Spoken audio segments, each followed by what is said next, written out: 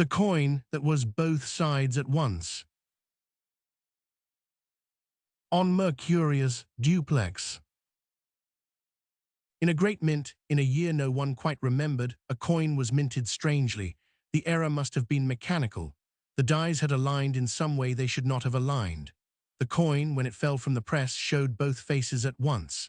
The king's likeness was on one side, the kingdom's seal was on the other, but however you held the coin flat on a table, edge on between your fingers, lifted to the light, both faces were visible, both at the same time.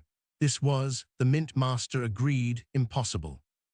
He held the coin to the lamp, he turned it, he laid it on its face, the king's likeness was visible, he turned it, the seal was visible, but somehow in both positions the other face was also visible. It was as if the coin had become, in some way, transparent, or had been pressed into a kind of substance that allowed both sides to be present in the same instant. The mint master ordered the coin destroyed. It was placed in the melting crucible. It did not melt. The temperature was raised. It did not melt. The coin sat, glowing red, at the bottom of the crucible, refusing to lose its shape. The mint master ordered the coin to be buried. It was buried with some ceremony in the courtyard. 3 years later, a boy, digging up the courtyard for some other purpose, found the coin. It was unchanged. He brought it to his father, who tried to spend it at the market. The market refused it. No merchant in the city would accept the coin. They could see both faces. The coin made them uneasy. A coin should have a heads and a tails. A coin should hide one face while the other was being read. This coin hid nothing. Both faces were available. The merchants felt when they held it that they were being seen by it from both directions at once. They handed it back. The boy's father took it home. He hid it in a drawer. The coin was, however, not entirely without use. The boy's small sister, who was 4 years old, took it from the drawer one afternoon and used it as a charm. She held it in her pocket as she walked through the village. The dogs that usually growled at her did not growl. The old woman who sold her bread gave her an extra piece. The man who had been about to strike his wife in the doorway of the smithy paused, and then did not strike her, and then went inside and was quiet for a long time. The girl took the coin everywhere with her for a year. In that year, nothing bad happened in the village. There were no thefts. There were no fires. The harvest was good. A woman who had been barren conceived. A man who had been blind began to see a little. In the 2nd year, the girl lost the coin. She did not lose it carelessly. She had simply walked too close to a river, and the coin had fallen out of her pocket, and the river had carried it downstream. She had wept. The village had searched. The coin had not been found.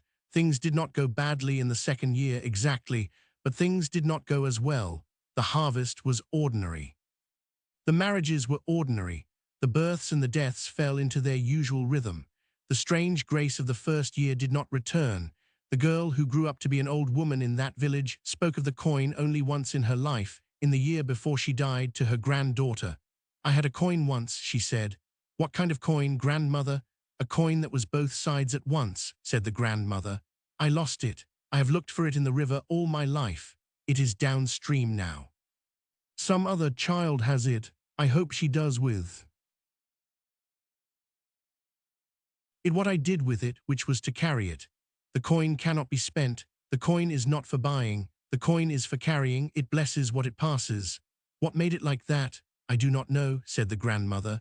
"The mint master called it an error. I have come to think the mint master was wrong. The coin was, I think, the only true coin that was ever made. A true coin shows both sides at once. The coins that hide one side from the other are the lies. The coin I had told no lies. That is why the market would not take it. The market runs on lies. The coin would not lie, so they could not spend it. So we children loved it." The granddaughter remembered this conversation. She found the coin 3 years later, downstream, in a different province, in the silt of a different river, when she was searching for a different thing entirely. She did not spend it. She carried it.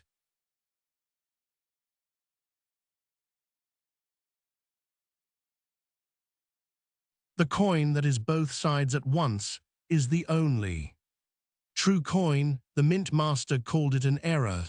The market refused it. The children loved it. It blesses what it passes. It cannot be spent. It is not for buying. It is for carrying. Mercurius is duplex, so is the truth. The coins that hide one side from the other are the lies, XIV, tales of the seamless robe.